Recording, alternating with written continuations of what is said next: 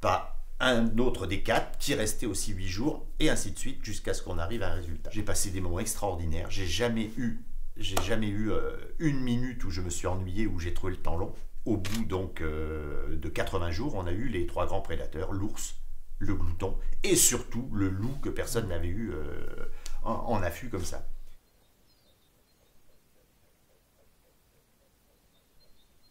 Ce qui est intéressant justement dans capter le moment de l'animal sauvage, c'est justement que c'est qu'un moment, quoi. C'est pas le truc que tu décides, c'est l'animal qui est là, c'est lui qui décide ce qu'il va faire, à quel moment, c'est lui qui décide s'il va te regarder, s'il va pas te regarder, s'il va rester, s'il va pas rester. Il est libre, quoi, il est juste libre de faire ce qu'il veut, de partir, de venir, d'être curieux, d'être effrayé. Et je sais pas, le sauvage, je pense que c'est un peu ça, ça se définit par la liberté de mouvement et de décision, quoi. Et voilà, c'est vraiment un truc, je trouve, qu'on trouve dans le regard, quoi, qu'on trouve dans le regard de l'animal, quoi. Il y a un moment où on sent, c'est assez glaçant, quoi. Il y a sûrement un truc qui nous vient de nos ancêtres, quand on se fait regarder par un animal droit dans les yeux, quoi. Il y a une espèce de grand frisson qui te parcourt d'un coup tout le corps, quoi. Il y a des tas de choses dans le regard. Si vous regardez quelqu'un, vous le regardez dans les yeux. Et il y a un échange qui se fait, qui que ce soit, qui que nous soyons.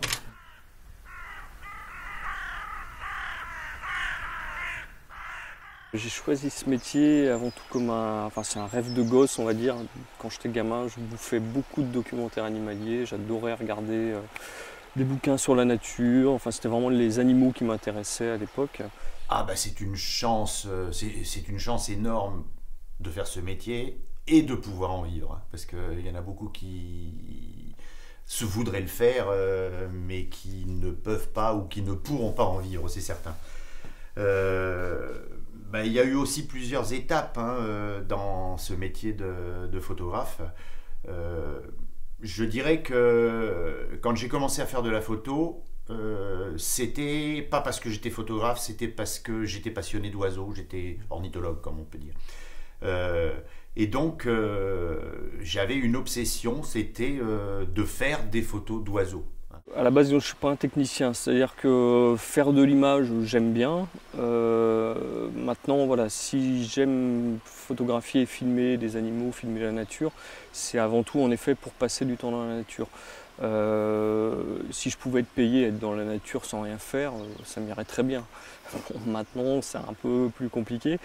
Et ce qui m'intéresse en fait dans le fait de faire de l'image, c'est la notion de partage. Quand on est dans la nature, seul, qu'on est avec des bestioles, qu'on voit des trucs incroyables, il y a un côté super égoïste de voir ça tout seul.